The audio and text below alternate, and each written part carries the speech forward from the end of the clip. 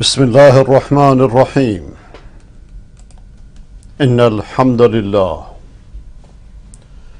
نصلي ونسلم على رسول الله وعلى آله وصحبه ومن والاه، ونشهد أن لا إله إلا الله وحده لا شريك له، إقرارا بربوبيته وإرغاما لمن جحد به وكفر، ونشهد أن سيدنا محمدا صلى الله عليه وسلم سيد الخلق والبشر، ما اتصلت عين بنظر وما سمعت أذن بخبر.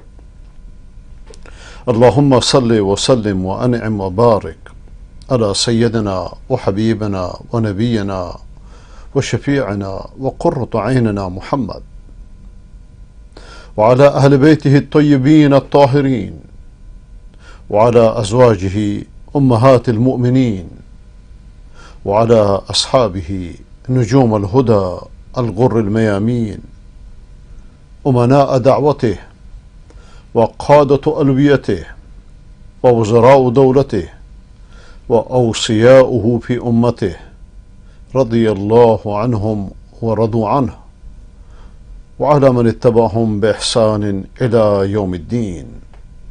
اللهم اجعلنا من المتبعين لهم بإحسان.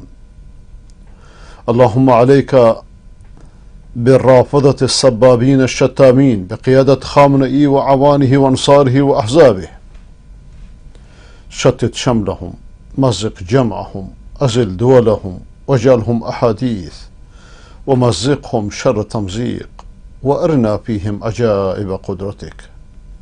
اللهم إنا نجعلك في نحورهم ونعوذ بك من شرورهم.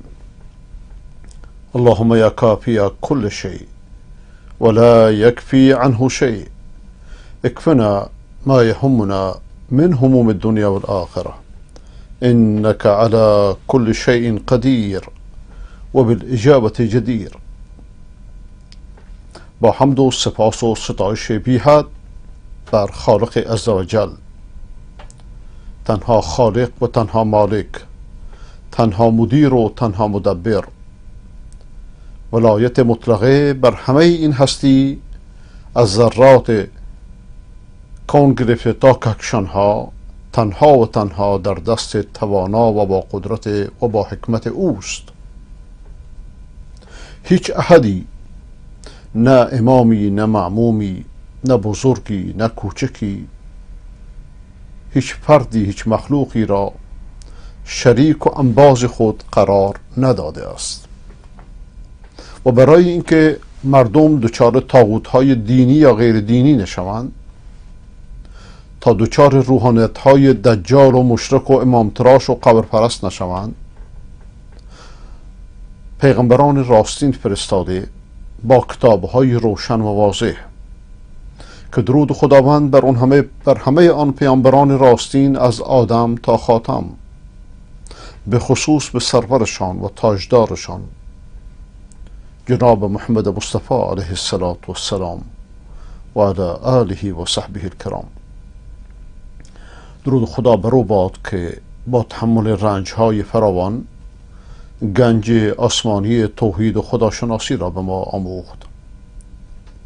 درود خداوند بر عطرت طاهرش، بر نسب پاکش، بر همسران پاک دامنش، مادران مؤمنان، نه مادران بی تربیتان و سبابان و شتامانی که در شرکده های حسینیه و فاطمیه و تکایای ظلم و جور و جنایت و حوزه های شرکیشان بی تربیت شدند که اصحاب محمد را و ازواج محمد را بدگویی کنند. و درود خداوند بر اصحاب محمد باد که بهترین اصحاب بر بهترین پیغمبر بودند،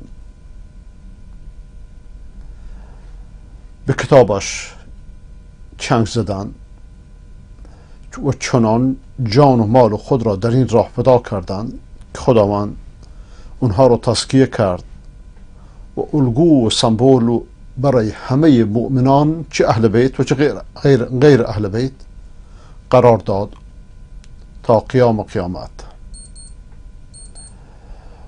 و خداوند ما و شما را از پیروان نیک اونها بگرداند.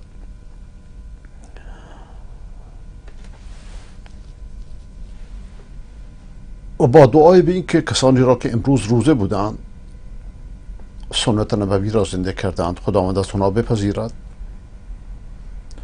و آنچه را که برای اصلاح این نفس سرکش و نافرمان و گناهکار و مسرف بر خویش مفید است و آنچه را که برای اصلاح قلوب و افکار و رفتار و گفتار و کردار و خانواده و جامعه و اصلاح دنیا و آخرت من شما مفید است خداوند آن را بر قلب و فکر و زبان بنده جاری نماید. و شما سروران ارجمند را و شما برادران و خواهران محترم را و شما فرزندان عزیز را از کسانی قرار بدهد که سخن را به خوبی میشنوند و بهترینش را برمیگزینند. بهترین سخن سخن خداوند است و بهترین رهنمود نبوی. در شرح سخن خداوند جل جلاله و امنواله رسیدیم به آیه 5 که امروز جلسه 3 را روی این آیه مبارکه از سوره ابراهیم علیه ولنبینا الصلاة والسلام میگذرانیم. تلاوتش را بشنویم، بعد از اون ترجمه و تفسیرش را. ولقد أرسلنا موسى بآياتنا أن أخرج قومك من الظلمات إلى النور وذكرهم بأيام الله إن في ذلك لآيات لكل صبار شكور.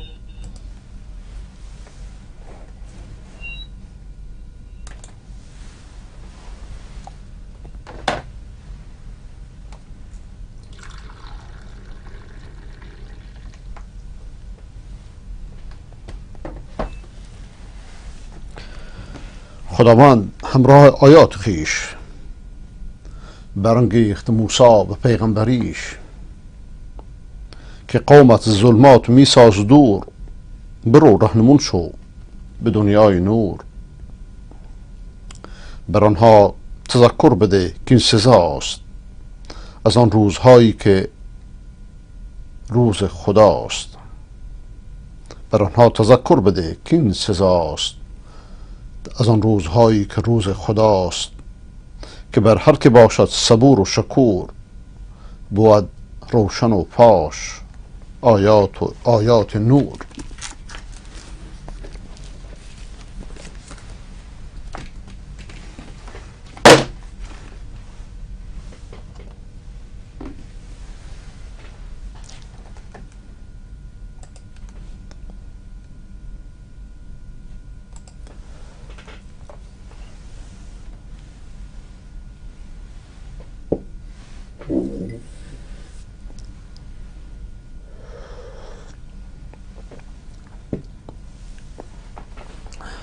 ولقد ارسلنا موسی بآیاتنا، ما موسی را به آیات خود فرستادیم. برای چی؟ برای که مردم ظلم کنن؟ نه، برای که مردم از ظلم فرعون، از ظلم خامنه‌ای، از ظلم خمینی، از ظلم دین فروشان، از ظلم تحریفگران، از ظلم طاغوتان بیرون بیاره. هرچه بدیست در قرآن اسمش ظلمت، تاریکیه. ان اخرج قومك من الظلمات الى النور. قومت را ای موسی از ظلمت ها به نور بیار بیرون. چرا اینو پیغمبر میگه؟ برای اینکه اون هم چی کاری داره میکنه. و ذکرهم به ایام الله، اونها رو به روزای خدا یاد بیاور که در این نشانی هست برای کسانی که پرصبرند و پرشکر. آیاتی را که خداوند جل جلاله و منواله با موسی علیه ولنبینا الصلاة والسلام فرستاد و معجزاتی که رخ داد اونها رو روشن کرد. اون آیات و معجزات رو بر قوم خودش ذکر کرد همه اینها اسمش آیاته. اما پیامبر اکرم علیه السلام یک معجزه براش نازل شد که قرآنه، اما بقیه معجزات مادی و حسی که با پیامبر خدا علیه السلام رخ داد برای تثبیت قلوب مؤمنانی که بهش ایمان آورده بودند به رسالتش باشه. و الان از اون آیات اثری نمونده جز یاد بودی که بندگان نیک، مؤمنان، صالحان با اون یاد بودها انس میگیرن. لیکن بزرگترین معجزه قرآنه. و کثرت معجزات دلیل بر خوبی نیست. کثرت معجزات همچنان که سابقا عرض کردم دلیل بر امراض عمیق در اون قومه که پیغمبرش ناچار میشه معجزه بعد از معجزه بیاره، خداوند بهش بده. کثرت معجزاتی که با موسی علیه و نبینا السلام سر آمد و از دستش سر زد، این نشونگر اینه که قومی را که موسی برشان فرستاده شده قوم لجوج و پرجدلی هستند. ولذا اهل علم وقتی که معجزات موسی رو میشمارن، بعضی میگن 9 آیه، بعضی میگن 13 معجزه، بعضی میگن 14، بر حسب نگرش. و تحقیق در این آیات نشون میده که اولا بین آیاتی که برای موسی اومده، معجزاتی که در مقابل فرعون ظاهر شده نسبت فرعون، اینا رو با تفاوت قائل بشیم با آیاتی که برای بنی اسرائیل آمده. عصایی که یک بارگی منقلب میشه به اژدها، دستی که از زیر بغلش میره بیرون نورانی میشه. قرآن 9 آیه از آیات، 9 معجزه از معجزات موسی رو ذکر کرده. و فی 9 آیات الی فرعون و قومه، از سوره نمل میخونیم که 10 آیه، اینجا مقصود از آیه نشان معجزه هاست. نقطه‌ای که جالب توجه اینه که موسی علیه و نبینا السلام از خامنه‌ای زمان، از فرعون نخواست که ایمان بیاره، بلکه موسی برای هدایت فرعون مبعوث نشده، اومده که فرعون رو اتمام حجت کنه، بنی اسرائیل از دستشون بگیره. اون برای بنی اسرائیل فرستاده شده. موسی پیغمبر بنی اسرائیله، پیغمبر قبطیان نیست، پیغمبر غیر بنی اسرائیل نیست.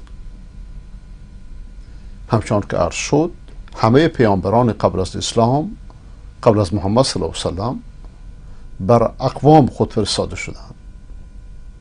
ولذا فرعون رو دعوت به ایمان نمیکنه. فرعون میخواد دست از سر بنی اسرائیل برداره، همچنان که ملت ایران میخواد الان فرعون زمان که خامنه‌ای باشه دست از سر ملت برداره. اون اومده که بنی اسرائیل که براشون فرستاده شده از ظلم فرعون نجاتشون بده، ببره جای دیگه، بذاره هجرت کنن.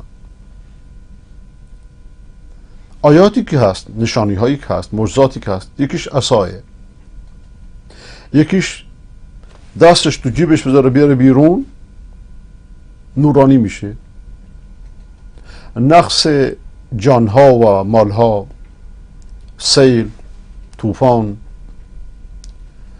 یا ملخ، شپش، قورباغه، خون، این آیات مخصوص فرعونه. بقیه آیاتی که موسی علیه السلام به آورده بود بر بنی اسرائیله و زیاده. و از نتقنا الجبل فوقهم کانه ظله، کوه به سخن در آوردیم، بالا سرشون مثل ابر. این در سوره اعراف آیه 171. یا در سوره بقره آیه 57 جزئیات. و ظللنا علیکم الغمام، ابر بر شما سایبان قرار دادیم. و همچنین و انزلنا علیکم المن و سلوا در همین سوره، در همین آیه. و من و سلوا رو بر شما نازل کردیم.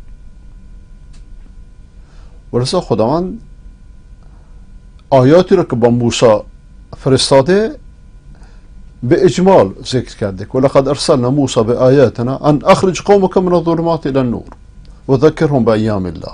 در این آیه شریفه یادشون بیاور، یادآوریشون کن. اونی که در حاشیه ذهنشونه بیارن تو ذهنشون. ایام الله را یاد بیارن که چطور از فرعون نجاتشون داد در این روزهایی که مظلوم بودن. همچنان من شما در مسلمانان میگیم که روز بدر، روز احد، روز ذیقار، مناسبت های بزرگی که خداوند در امت پیش آورده و اینجا یادآوری به اون ایام، آیا به حوادثی است که در اون ایام سابق رخ داده، چه به موسی چه غیر موسی، مثل قوم نوح، قوم عاد، قوم ثمود. برای که خداوند اون داستان ها رو براشون ذکر کرده و هر قومی در مقابل پیغمبرش چه موضوعی گرفته، همه اینا رو ذکر کرده.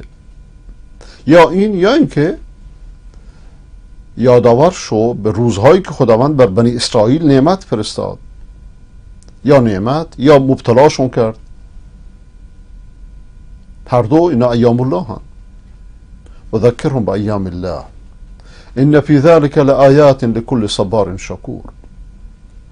صبار پر صبر رو میگن، کسی که بسیار صبر کنه در حوادث دردناک. خب وقتی چنین میگه این کلمه ازش این برداشت میشه که حتما وقایع دردناکی بوده که نیاز به صبر داره. نعمت که نیاز به صبر نداره، نعمت نیاز به شکر داره.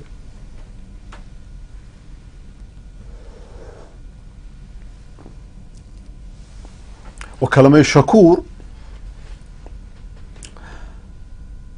یادآور نعمت هاییست که لایق شکره. ولذا مؤمن خداشناس موحد در بین دو موضوع، در بین دو امره، صبر بر حوادث دردناک و شکر بر نعمت ها. وقتی که این دو صفت بر مؤمن جمع میشن، در حوادث دردناک جزا و پزا نمیکنه، از خداش به دیگران شکایت نمیکنه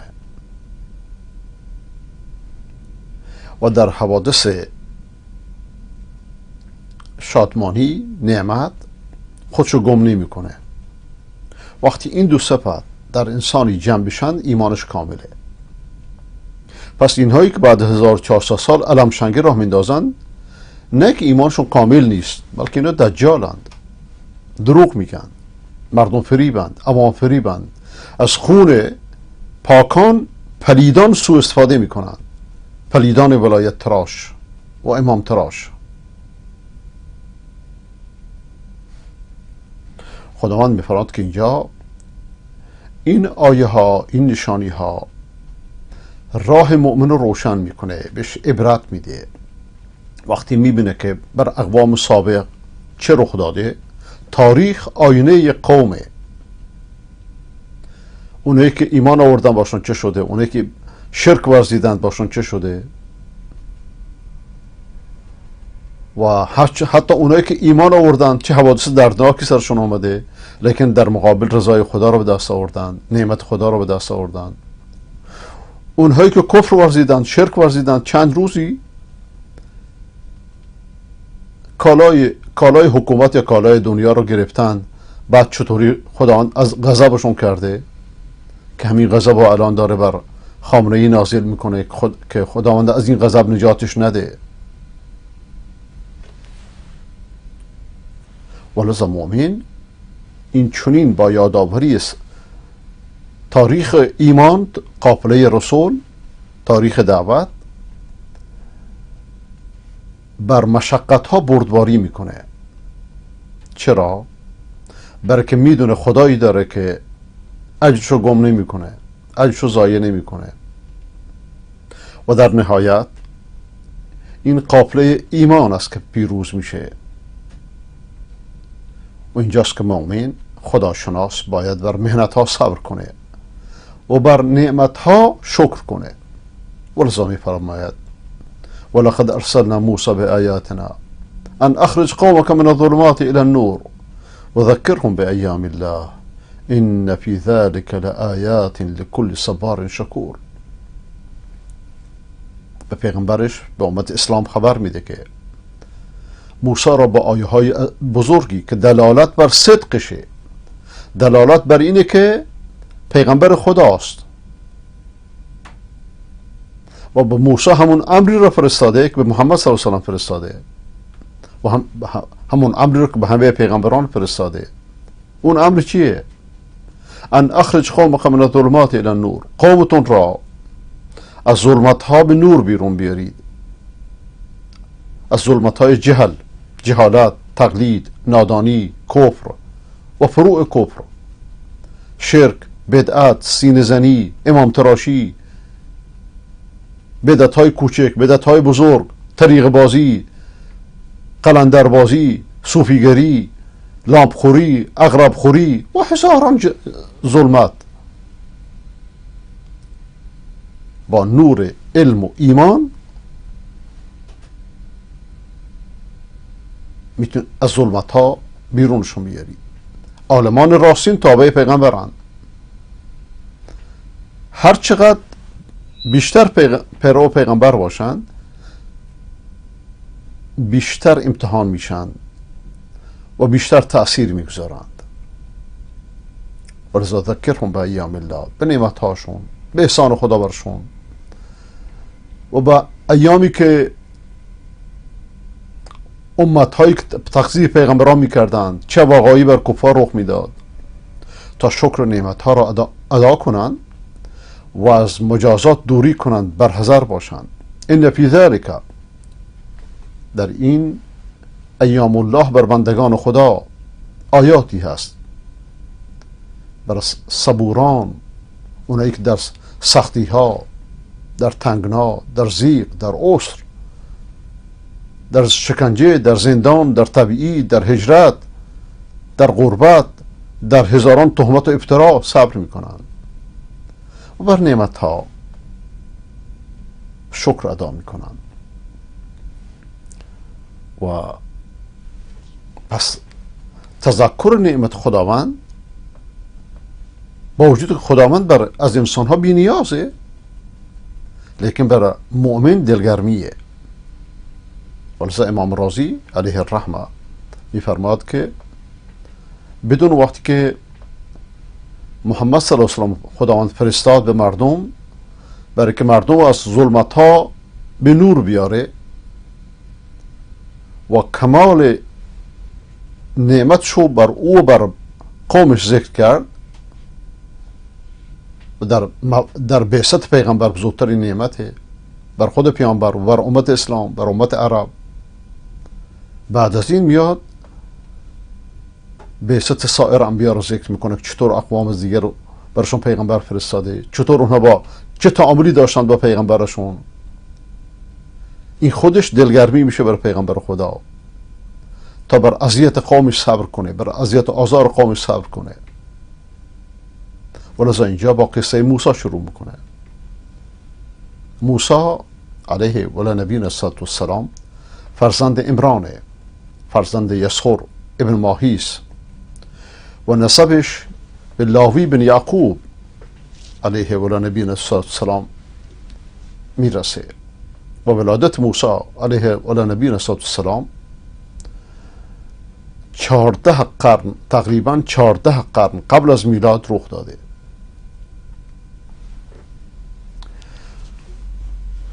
و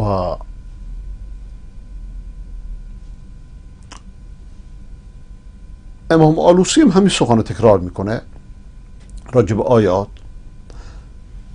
و بعضی میگن نه، آیات توراته، لیکن هر دو قابل جمعه، هیچ اشکالی نداره. این آیات که معجزات باشه با آیات تورات قابل جمع اینا. همه اینها بر تایید موسی علیه السلام در دعوتشه. و مقصود از قومش هم بنی اسرائیله. یعنی همچنان که ای پیامبر تو رو فرستادیم برای خارج کردن مردم از ظلمت ها به نور، از قبل برادرت موسی را هم فرستادیم به قوم خودش تا اونها را از ظلمت های کفر به نور ایمان بیاره. هدف یک هدفه، غایت یک غایته. هر پیغمبری که فرستاده شده برای که مردم رو دعوت کنه به توحیدشون خالص باشه، عبادتشون خالص برای خدا باشه، برای قبر نباشه، برای پیر نباشه، برای پاتال نباشه.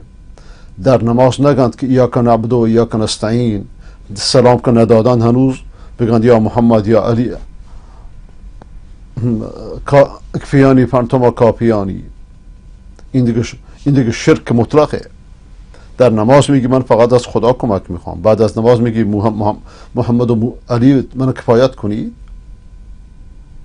این ظلمته، این شرکه. ولذا انسان باید دعوتشو دینشو خالص برای خدا بکنه، همچون که پیامبران دینشون خالص به خدا بود، پیروانشون همچنین، اصحابشون همچنین. و اینجا موسی رو ذکر میکنه، بقیه پیغمبران ذکر نمیکنه، بلکه قوم موسی بیشترین عدد داشتن و بنی اسرائیل، حتی عیسی علیه السلام از بنی اسرائیله. و هنوز که هنوزه کتاب شریعت عیسویان توراته.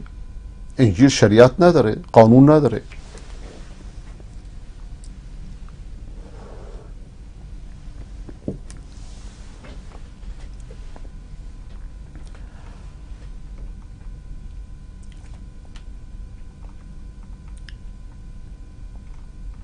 تا اینجا توقف میکنم، انشاءالله که باقی رو در جلسه بعد ادامه خواهیم داد. بریم سراغ کلیپ هاتون.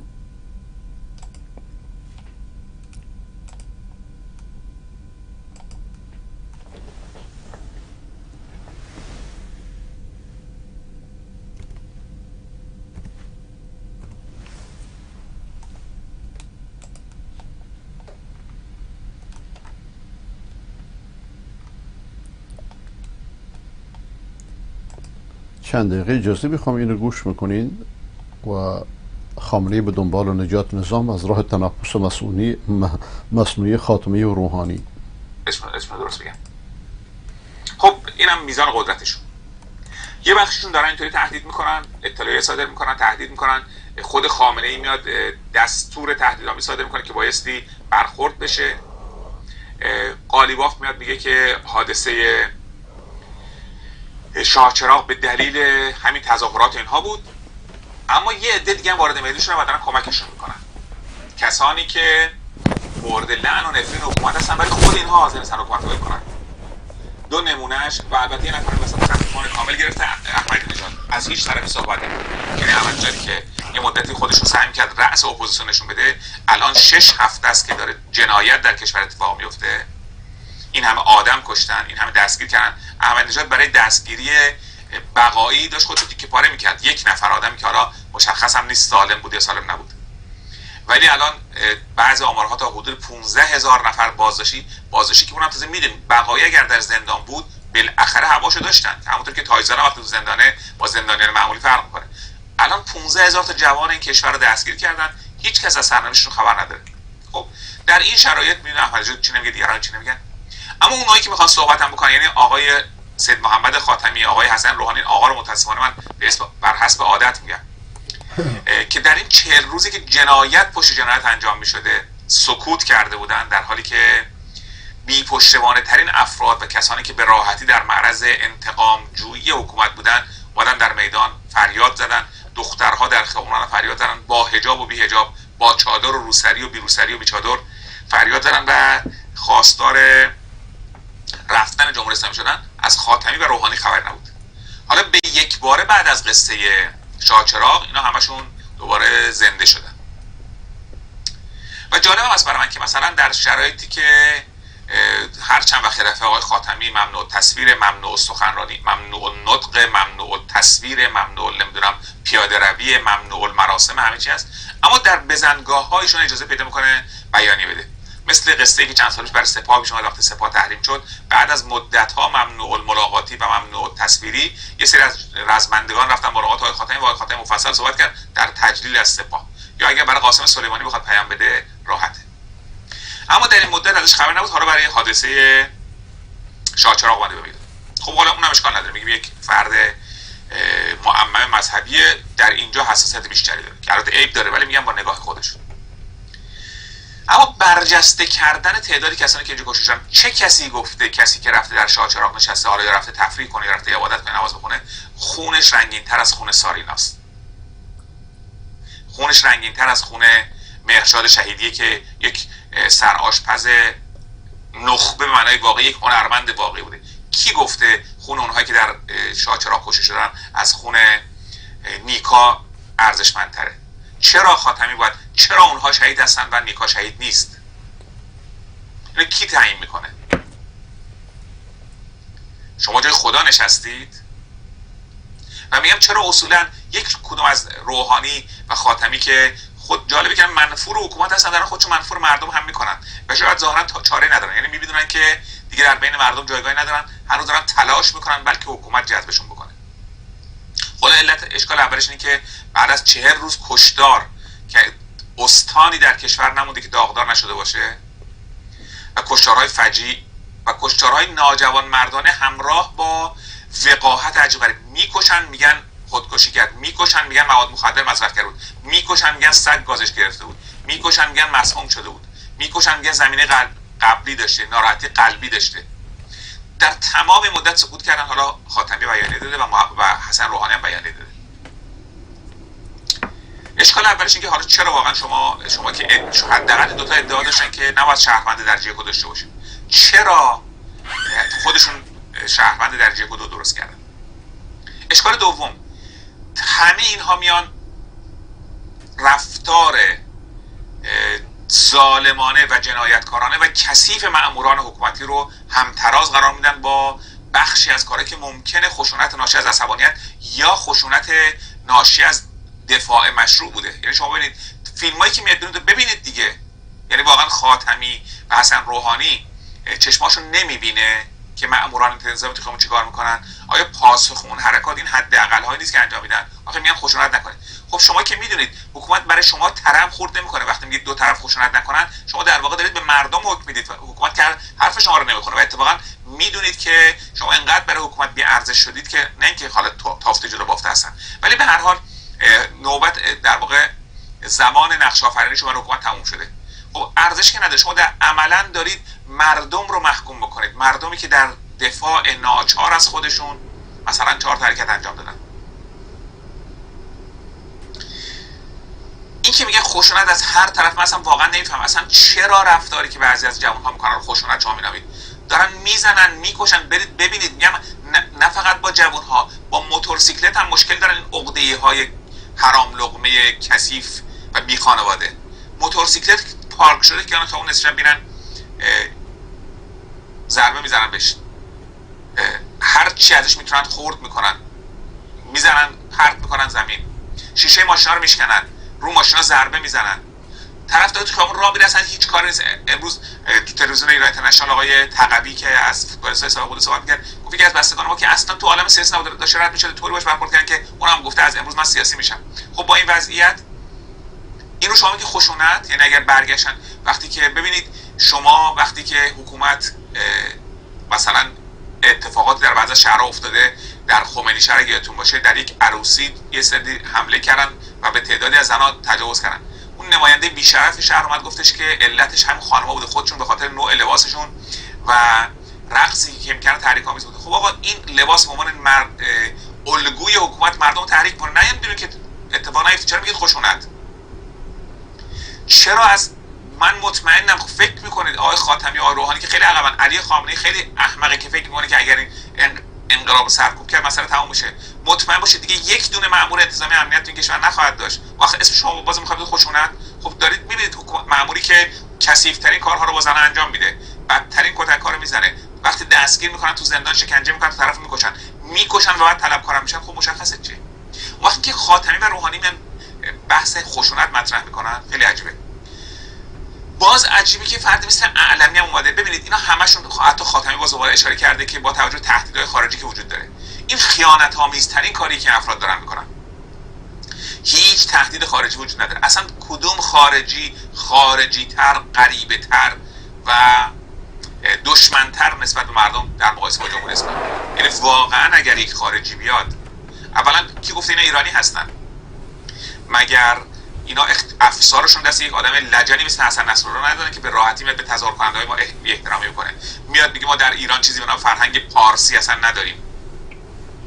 خب اینا که پس ایرانی نیستن. پس اگر ایرانی بودن تو دهن حسن نصرالله میزدن، اون گردن کلفتی که از پول ملت ایران کلفت شده با شمشیر قطع میکردن.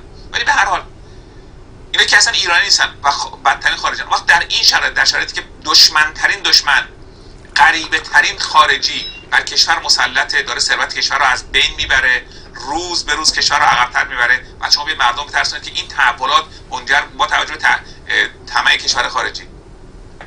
ملت من آنچنان ایستادن که علیرغم باج‌هایی که از خاتمی تا رئیسی به کشور خارجی دادند برای حفظ جمهوری اسلامی، دنیا ناچار شده تسلیم بشه در برابر مردم ایران. دیگه چی مردم از چی میترسن؟ کدام خارجی جرأت میکنه این ملت باشه ملتی که در برابر حکومت بی انصاف، ناجوانمرد، خشن و ماموران حرام لقمش ملت سنن، کدوم خارجی اصلا جرأت میکنه بیاد ایران؟ اگه سرشون به تنشون زیادی کرده، این مردم رو دیدن، همونقدر که مهربانی های مردم رو دیدن، خشم مقدس مردم رو دیدن. هیچ طمع خارجی به ایران وجود نداره. اصلا کدوم احمق خارجی میاد این کشور از هم پاشیده رو تحویل بده برای خودش جرثه درست بکنه؟ از تجزیه صحبت میکنن. اگر در تمام روزها و ایام و سالهای تاریخ خطر تجزیه وجود داشته باشه، امروز با قاطعیت میشه گفت اصلا خطر تجزیه وجود نداره. این اتحاد سراسری که وجود داره، شما برید صحبت مولوی عبدالحمید رو بخونید، برید شعارهای مردم بر سر مزار مهسان ژینا در چله‌شو بخونید، همه از ایران صحبت میکنن. اتفاقا کسی که از ایران صحبت نمیکنه خاتمی و روحانی و احمدی نژاد و خامنه‌ای هستن و سپاه پاسداران انقلاب اسلامی، مجلس شورای اسلامی. اصلا اسم ایران توشون نیست. ببینید من نمیدونم این افراد چه هدفی دارن. هدفشون البته میدونم چه. به هر حال اینا معتقدن که اگر جمهوری اسلامی بره، خب بسیار از امکانات از دست میدن. خاتمی یه موقع گفته بود که اگر جمهوری اسلامی بره هممون ضرر میکنه. من این که میگم بعضی از دوستان ناراحت میشن، خورده به من، برای من حرفای تو میرسن. من خاتمی رو به لحاظ مالی آدم سالم میدونم، ولی چه فایده داره؟ آدمی که تمام اعتباری که میتونه در خدمت مردم باشه، در خدمت تقویت حکومت میگیره و بازم نگرانیش نظامه نه مردم. به دروغی که حکومت گفته دامن میزنن که تهدید خارجی وجود داره. کدوم تهدید خارجی؟ کدوم داعش کجا بود؟ واقعا آقای خاتمی کسی که 8 سال رئیس جمهور بوده، روحانی که یکی از امنیتی ترین شخصیت کشوره، از همین فیلمایی که از شاهچراغ پخش شد نمیدونه کار شاهچراغ کاری کی بوده؟ تیرانداز در شاهچراغ، برنامه‌ریزی شاهچراغ مال کجا بوده؟ خبر نداره. نمیدونه پیوند این مسئله با 7 آبان چیه. حالا میگیم خاتمی شخصیت امنیتی نبوده، خیلی هم هوش امنیتی نداره، ولی روحانی از روز اول، حالا میگم روز اول انقلاب، از سال 59 بالاترین سمت‌های امنیتی داشته. رئیس کمیسیون دفاع مجلس در دوره‌های مختلف که همین کمیسیونی که بعداً شد کمیسیون امنیت و شورا، امنیت داخلی شوراها.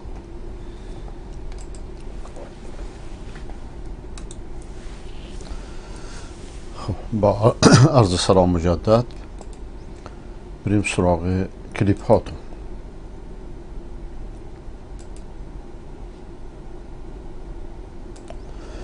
آقای حسن از بهبهان هدایت شده برای رفتن دارالعلوم احسان الهی ظهیر پاکستان چه شرایطی داشته باشن؟ هنوز که قبول شروع نکردن. با شیطنتی که اطلاعات ایران درست کرده بود 40 نفر جاسوس رو گرفتن، بعد خود مدیر مدرسه رو مسموم کردن، خدا من نجاتش داد، خدا را شکر. از قبول ایرانیان دست نگه داشتن و امیدی هست که انشالله این مشکل حل بشه، اما چه شرایطی داره بعدها یمن خدا چه بخواد.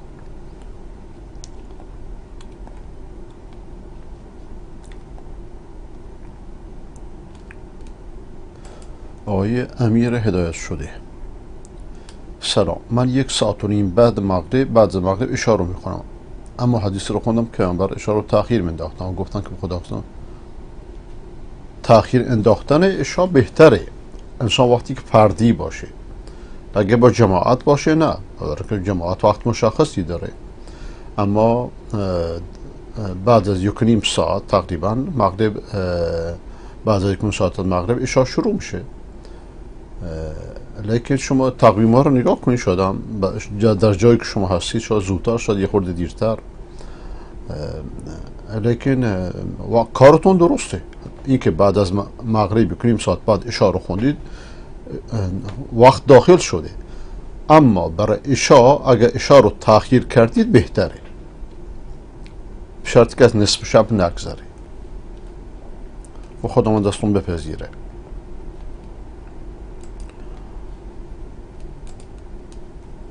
آقای موحد سلفی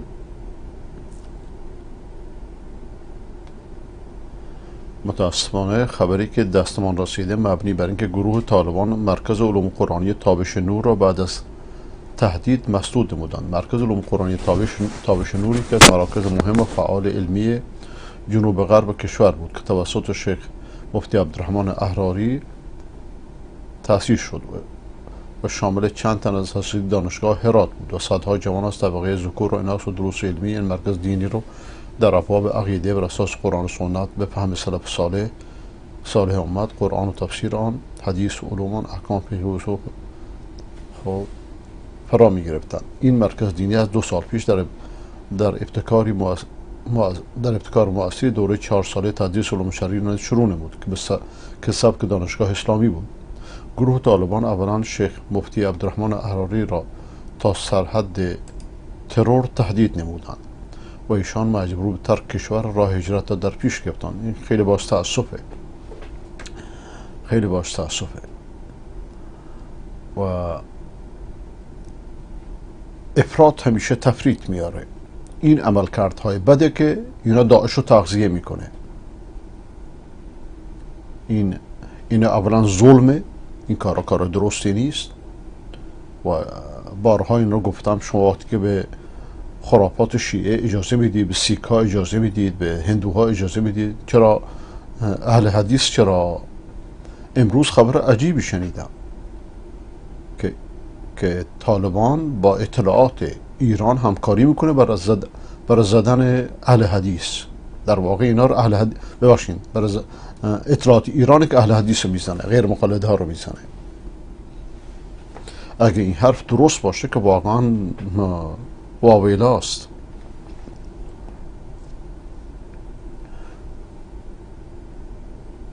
ولی گروه طالبان با دین ستیزی که در پیش گرفتن، نه دین ستیز نیستن، اینا سلفی ستیزن، اهل حدیث ستیزن، حالا خود دیندارن. در هفته گذشته این مرکز علمی و معنوی اسلامی رو به طور کامل مسدود نمودند.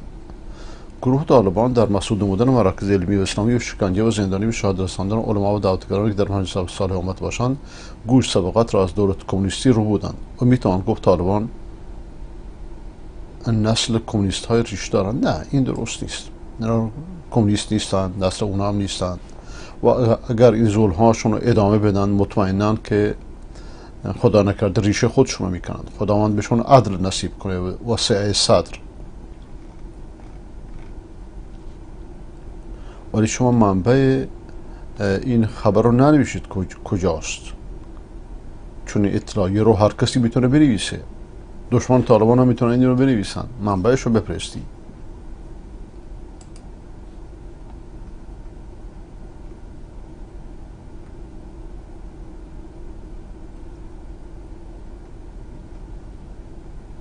آقای ابو محمد از کویت، شما این کلیپ فرستادید، شرح ندادی چیه؟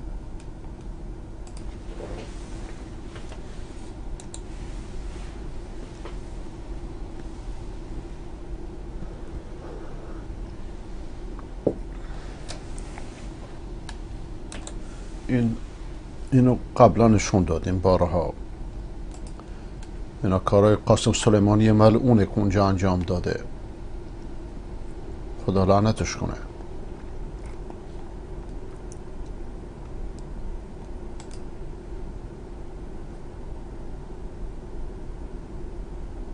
سلام آقای مولازاده. علیکم السلام رحمت الله.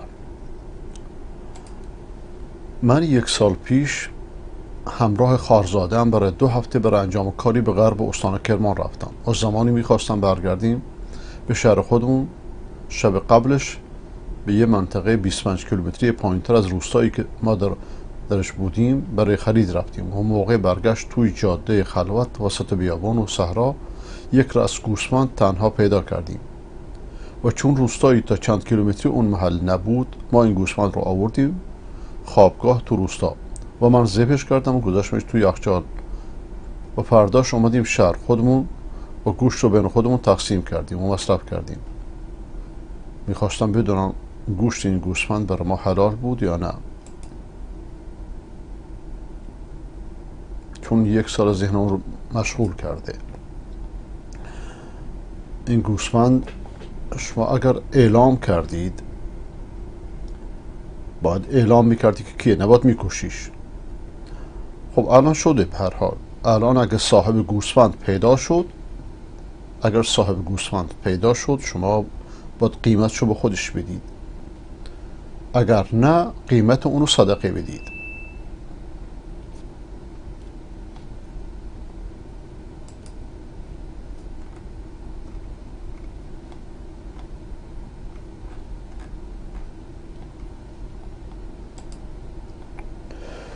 آقای دکتر جاوید مدیر معهد علامه احسان علی‌ظهیر خدا رحمتش کنه میگه که مشکل در حال برطرف شدن است و انشاءالله مشکل قبول کردن ایرانیان و انشاءالله اطلاع رسانی میشد. با مقامات موافق در حال نتیجه گیری و بررسی آرا هستیم. خدا به شما خیر بدهد و مفید امت بگرداند بیش از پیش.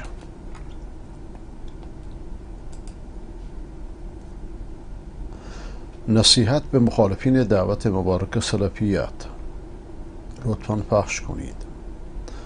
اگر لطف کنید خودتون معرفی کنید خوب است.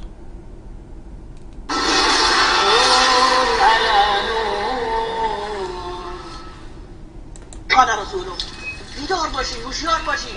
ای تویی که به ما حمله میکنی، تویی که به ما میگی سلفی تندرو، گاهی میگی مدخلی، گاهی میگی جامی، گاهی میگی سلفی، گاهی میگی وهابی. تهمت و ناروایی هم رها نکردین مگر که به ما زدی. تو مسئولی جناب خدا در مقابل فتوا رو بیا با اون بینه، البینه علی المدعی، بینه رو بیار ثابت کن. کجای ما حرفی زدیم که در سنت نبود؟ کجای ما حرفی زدیم که تو قرآن نبود؟ به جایی که ما بگیم شما این کاری که میکنید کجای قرآن بود، کجای سنت بود، شما دارید ما را حساب و کتاب میکنید.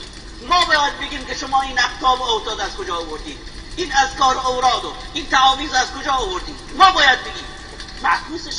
تمسك بحبل الله واتبع الهدى ولا تك بدعيا لعلك تفلح ودن بكتاب الله والسنن التي أتت عن رسول الله تنجو وتربح.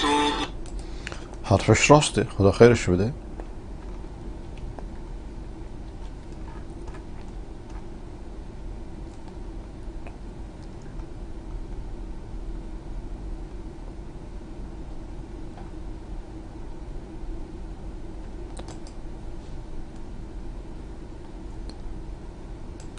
رصد بلوچستان.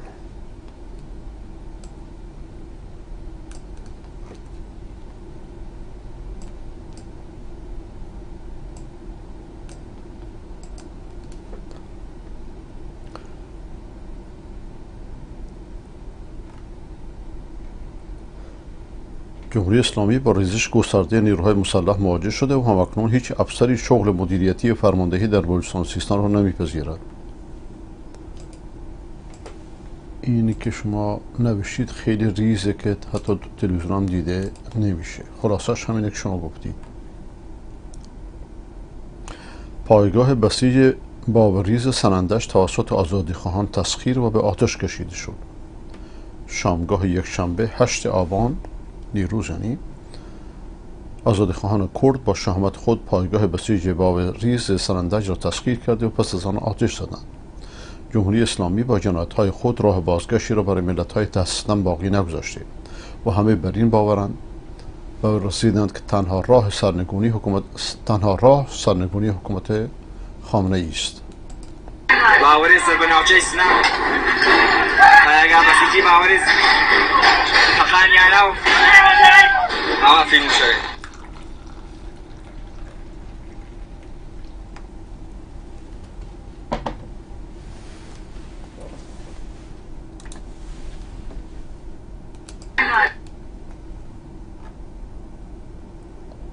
کلانتری 11 تربت حیدریه توسط آزادیخواهان با کوکتل مولوتوف به آتش کشیده شد. بامداد امروز 9 آبان 1401 که آزادیخواهان تربت حیدریه با استفاده از کوکتل مولوتوف کلانتری 11 این شهر را به آتش کشیدند. خدا توفیقشون بده. زمینم میدارن نقص و رمز ماست برای ایرانم، من به بچه های سرزمینم میبالم نقص و رمز ماست، حماس میسازن همه بچه های سرزمینم میدارن نقص و رمز ماست. شک کن به کنار دستی توف به هر چی لباس شخصی.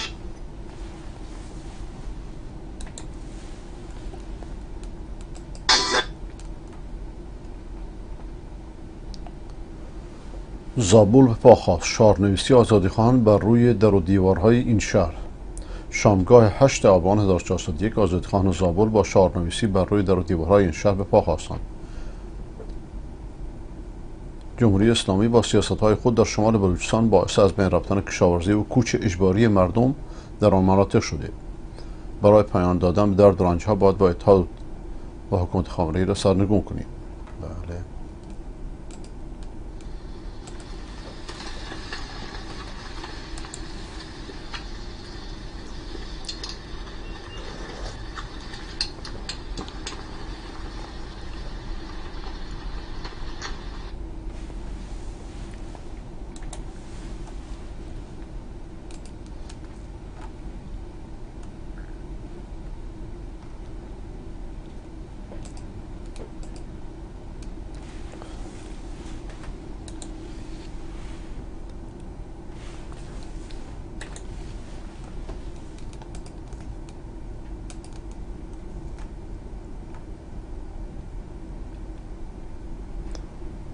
شعارنویسی آزادیخواهان بلوچ بر روی دیوار مدرسه نمونه بمپور. جوانان آزادیخواه بلوچ با شعارنویسی علیه حکومت علی خامنه‌ای بر روی دیوار مدرسه نمونه بمپور تنفر و انزجار خود را از جمهوری اسلامی به نمایش گذاشتند. جوانان غیر بمپور با شعارهایی از قبیل زن، زندگی، آزادی و مرگ بر خامنه‌ای بر روی دیوار مدرسه نمونه این شهر به قیام سراسری پیوستند. این بار فرق می‌کند. جنبه خونین زاهدان سبب بیداری مردم بلوچ از جنایت جمهوری اسلامی شده است.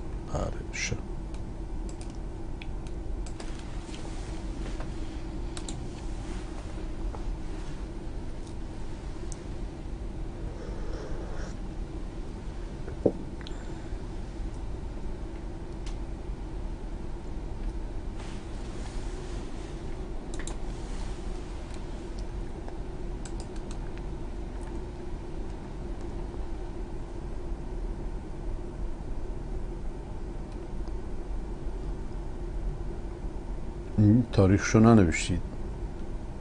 امروز فرستادی ولی تاریخشو ننوشتید.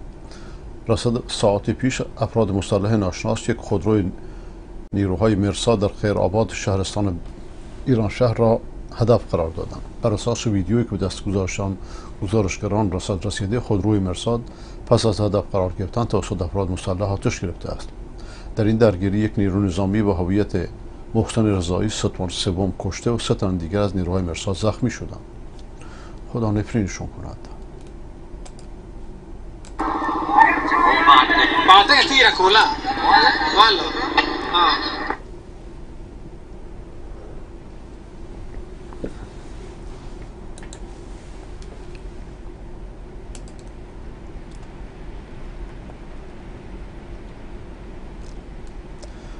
گسترش اعتراضات در بلوچستان وارد فاز جدید شده و زنان و مردان و حتی کودکان آزادیخواه به پا خواستند تا حکومت خامنه‌ای را سرنگون کنند. آزادیخواهان ایرانشهر با شعارنویسی‌های گسترده در حال مبارزه هستند تا روز پیروزی و رسیدن به انقلاب ادامه خواهد داشت.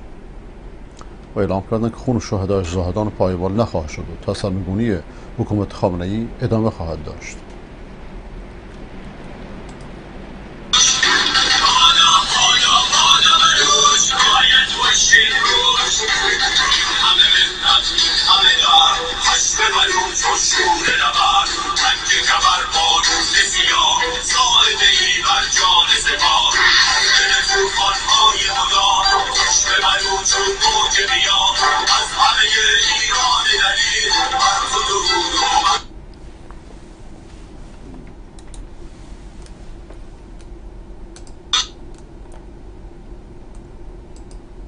برای توی کوچه رقصیدن، برای ترسید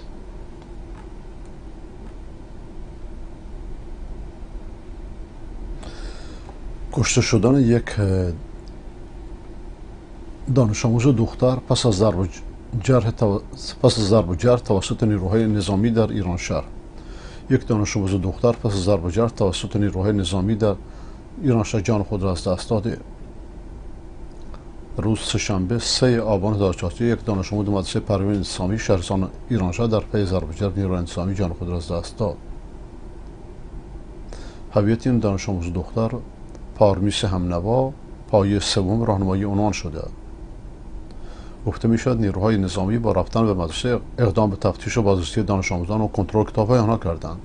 بر اساس این گزارش نیروهای نظامی پس از آنکه متوجه پاره بودن عکس خمینی لعنت الله علیه در کتاب‌های پارمیس شده‌اند، وی را در مقابل همه دانش آموزان به شدت مورد ضرب و جرح قرار دادند. طبق این گزارش بر اثر ضرب و جرح بینی پارمیس شکسته و پس از خونریزی شدید به بیمارستان ایران شهر منتقل شده، ولی به دلیل شدت جراحات خونریزی روز بعد در بیمارستان جان خود را از دست داده است.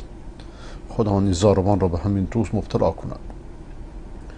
لازم به ذکر است نیروهای نظامی جمهوری اسلامی پیشتر نیز در اقداماتی فراقانونی دانش آموزان مناطق مختلف جغرافیایی ایران را مورد ضرب و جرح قرار دادند که در نتیجه آن برخی این دانش آموزان جان خود را از دست دادند. خدا لعنت کند خامنه‌ای و بیتش را.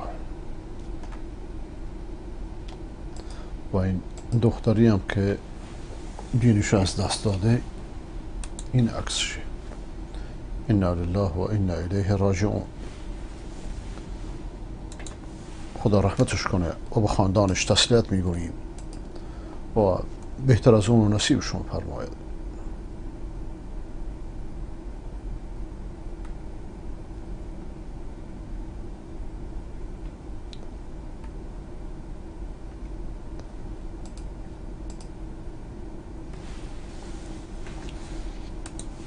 انتقاد و محکومیت بیانیه شورای تامین استانی توسط مدیریت و جامعه مدرسان حوزه علمی مخزن علوم خاش.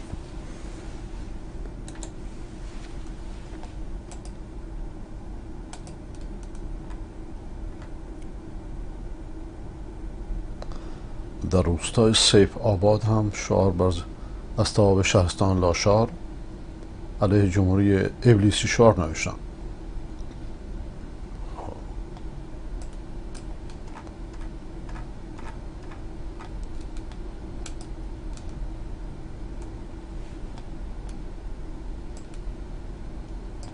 شعر حماسی نوجوان ایرانی برای تو کوچه رقصیدن برای درختان فرسوده و رکودکان افغانی برای شما آمده بود. بله، چند وقت از قنات فارسی زیاد میشنیم. بله دیگه میخواین بذارمش. ببین خدا به شعری چطوری برکت داد که به همه رسیده.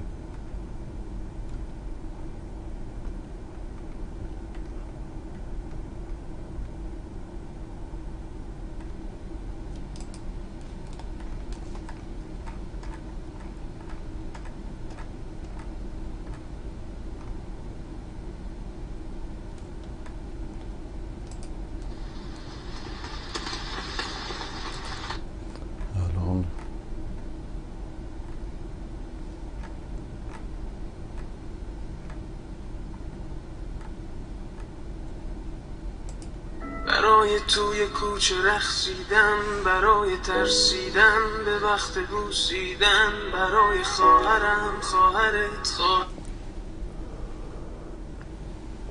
فقط چند کلمه فقط فرستاده، همش نیست، اونم با صدای فقط بدون تصویر.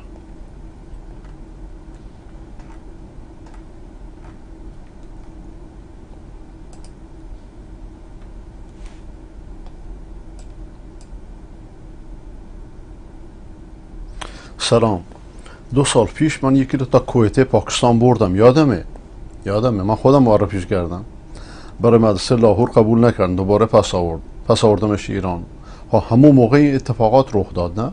درست وقتی بود که این اتفاقات ناگوار رخ داده بود. 40 جاسوس رو گرفته بودند و وضع آشفته شده بود.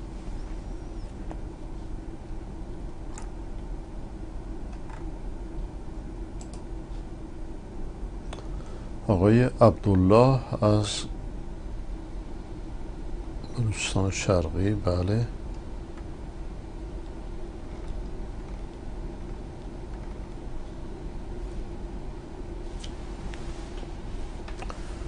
شما رو اضافه میکنم، چشم.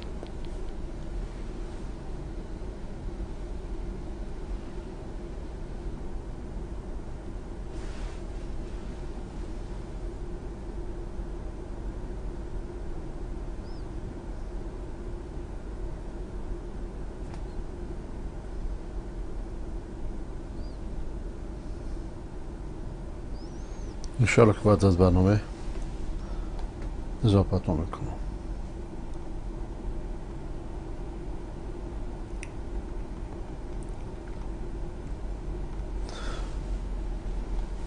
جشن شیطان یا هالوین؟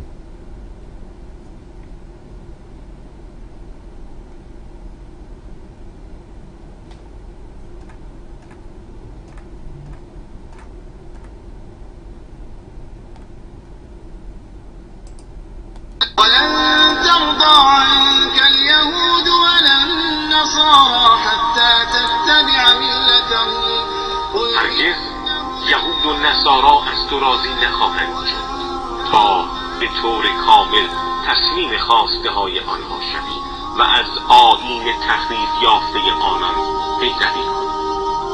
هدایت الهی تنها هدایت است و اگر نمیدونم این واقعا حقیقیه یا ایران بر ضدشون درست کرده. دقت میکنید؟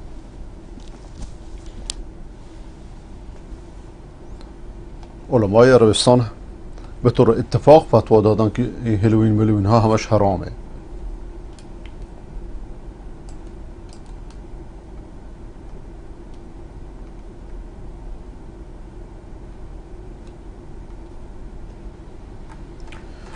خب دوستان، همه شما رو به خدای بزرگ میسپارم. شب روزتون بخیر هر جا که هستید. خداوند شر خامنه‌ای را از سر کشور ما و شما بردارد.